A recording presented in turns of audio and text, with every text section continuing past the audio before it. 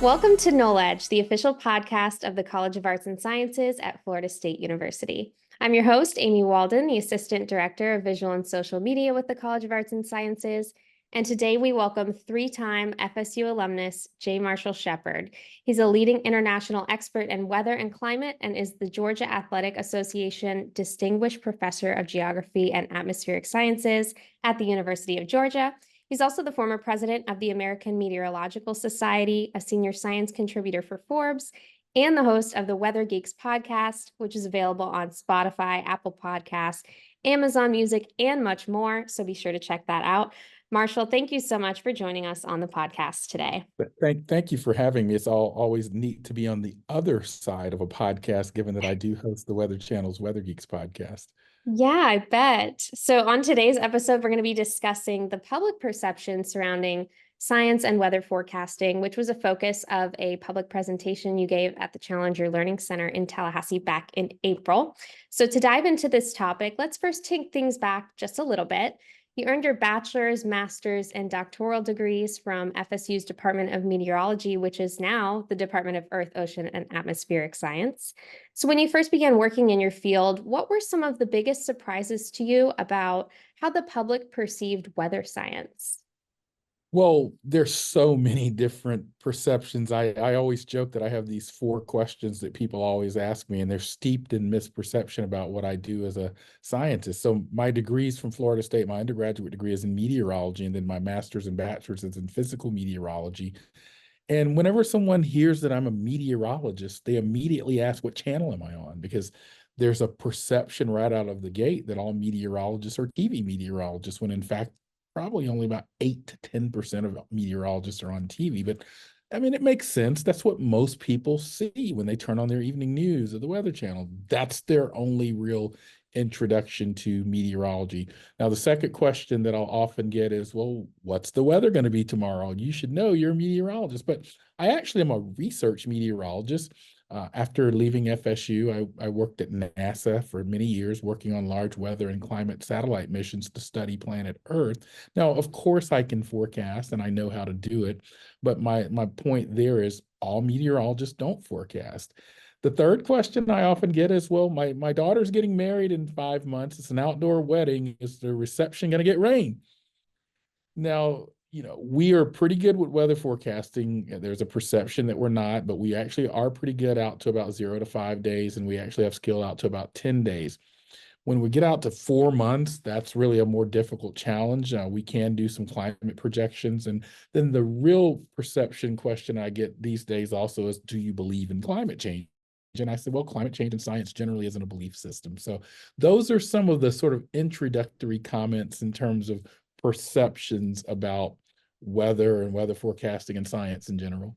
In your talk at the Challenger Center, you discussed the Dunning-Kruger effect. Can you Yes. explain a bit about what this is and how it pertains to weather science? Sure. So in that talk that you refer to back in Tallahassee back in April, I talked about things that shape people's perspectives about science and weather forecasting and so forth. And the Dunning-Kruger effect was one of them. If you Google it, or if you look in the scholarly literature, which is something we do in the professor world or in the academic ivory tower, you'll find a study by 2 Cornell psychologists that basically says that people underestimate what they don't know, right? That they kind of think they know more than they do. So you see it all the time if you're in social media, especially X, or what was known as Twitter. You have all these experts out there about weather and vaccines or Florida State football or whatever. People that think they know more than Mike Norvell about calling plays when that guy does that for a living. So this idea of, the Dunning-Kruger effect is people just have this real inflation or overestimation of what they do know, and they underestimate what they don't know. Great. Thank you for breaking that down. You also mentioned in your presentation that people often have a marinade, as you called it, that essentially flavors the way they perceive the world, Mhm. including when it comes to matters of science. I think Absolutely. marinade is really the perfect way to describe that. Can you talk a little bit more about what you mean by this? Yeah, I was just grilling some vegetables one day outside on my deck and my grill. And I started thinking about this. I gave this TEDx talk at University of Georgia for TEDx UGA several years ago, and it ended up getting picked up by TED, the big TED. So it's out there if you want to see this broader talk that I gave. And I was thinking about what shapes what we think about certain topics, whether it's science or whatnot. And we all grew up a certain way. We grew up with certain cultural backgrounds, political perspectives, religious backgrounds, geographic backgrounds, and all of those things, as we sort of soaked in those backgrounds for years, they became our marinades, right? In the same way that you marinate the piece of meat or vegetables. And that flavoring sort of flavors the meat or the vegetables in the same way that marinating in those different backgrounds shapes what I firmly believe that sweet potato pie is better than pumpkin pie. But that's because of my marinade growing up in the South, right? You ask someone from the North, and they're likely to say pumpkin pie, or they're likely to say they like Pepsi instead of Coca-Cola in the South. So these are examples, I mean, colloquial examples of how marinades shape our perspectives. I think that's a perfect way to describe it.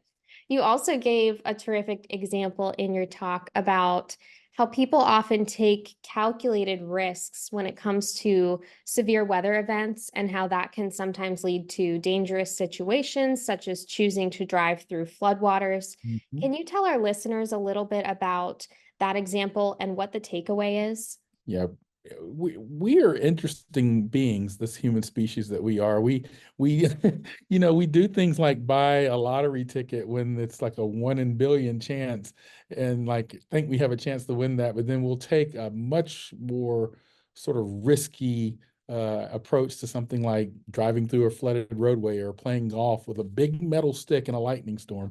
So it's really interesting in that we exhibit sort of optimism bias where we think things just won't happen to us because they didn't happen to us before, or that car drove through the flooded roadway and they made it, so I'll make it, even though that roadway may be eroding underneath them because that as that water is moving over that roadway. So that's sort of this idea of optimism bias. We also see motivated reasoning. Yeah, I know it's probably dangerous to drive through that flooded roadway, but I got to get to the daycare to get my kid. I mean, I'm running late. I don't want them there and getting upset. So we make these sort of calculated, motivated reasoning or risk sort of assessment choices that may not necessarily be the right choice. And then in some cases, there's just literacy challenges. I mean, I remember being out on a golf course one time and just hearing thunder. And so I'm immediately jumping in my cart, scrambling to get off the course as quickly as possible and not stand under a tree either, by the way. And there are still people out there, oh, it's just thunder, it's not lightning, but lightning causes the thunder.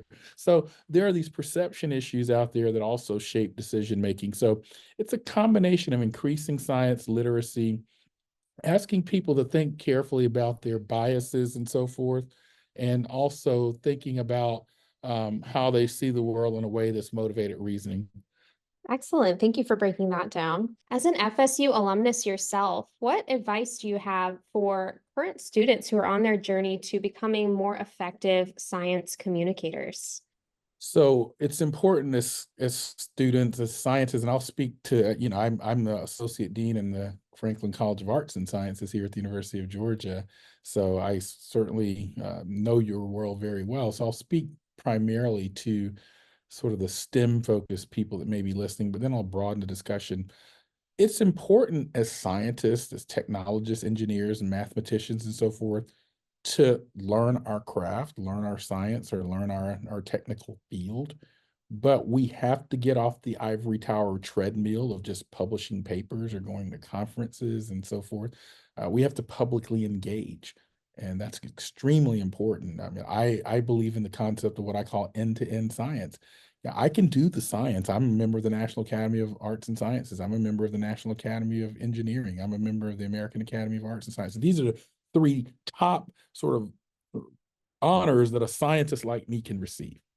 But I can also testify before Congress and host a podcast for the Weather Channel or speak on CNN or write an op-ed for Forbes because I took public speaking classes, and I hone my skills at writing, and I engage in social media. It's not this big bad new thing that ivory tower academics should avoid like the plague. No, we need to engage because that's where policymakers and public stakeholders are. It's a new day. In fact, by the time this podcast comes out, there should be an opinion piece that I wrote for the National Academy of Engineering called "The Case for the Popularizer." Now, popularizer was a term used back in the day for the people like Carl Sagan or Neil deGrasse Tyson, who were seen as popularizers, but not serious scientists because they talked to the media or the public. I shatter that narrative because it's important for me to embrace both. I mean, I'm at the top of my game academically. I get grants and I publish a lot of papers in the peer-reviewed literature, but I also do these in things outside of the ivory tower. And that's why it's so important to have arts and humanities and social and behavioral sciences and communication. All of these things make us better at what we do, even if you can't immediately see it. If you're a student at FSU taking a public speaking course and saying, why am I in this class? Or why am I taking Theater 3000, which is a course that I took at Florida State as a part of my sort of general ed requirement. Those things shape those and broaden those marinades. I love that response so much. Yep. Marshall, I cannot thank you enough for joining us today on Knowledge. And if you would like to learn more about Marshall Shepard and his work, click on the link in the description box. Thanks for tuning in, and we'll catch you next time.